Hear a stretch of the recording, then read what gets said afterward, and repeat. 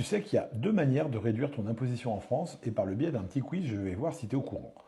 Donc, première des manières, ça va être de réduire ton niveau de revenu. Tu as une base d'imposition, ce qu'on appelle le revenu imposable. Tu vas pouvoir le diminuer, ce revenu imposable, grâce à certaines charges déductibles, comme par exemple des travaux sur tes appartements locatifs non meublés.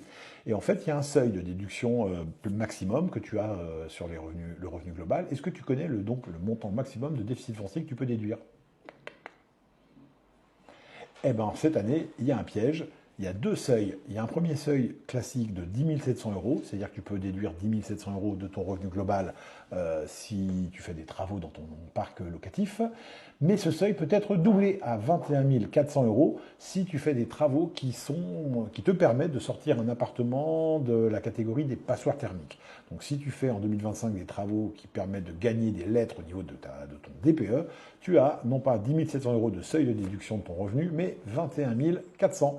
Et forcément, si tu diminues ton impôt de 80 à 58 600, tu vas te retrouver avec une diminution de ton imposition en fonction de ta tranche. Première manière.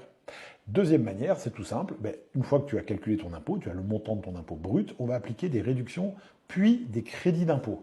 Et la deuxième question, qu'est-ce qui fait la différence entre une réduction et un crédit d'impôt?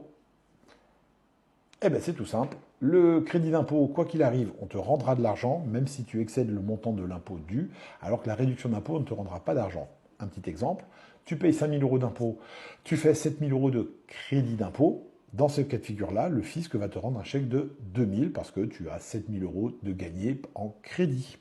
Par contre, si tu as 5 000 euros d'impôt et que tu fais 7 000 euros de réduction d'impôt, on va te ramener à zéro.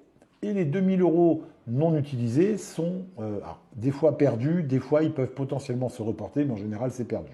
Ça va dépendre de la provenance de ta réduction. Donc voilà les deux manières que tu vas avoir de réduire ton imposition. Soit tu réduis la base, soit tu réduis le montant.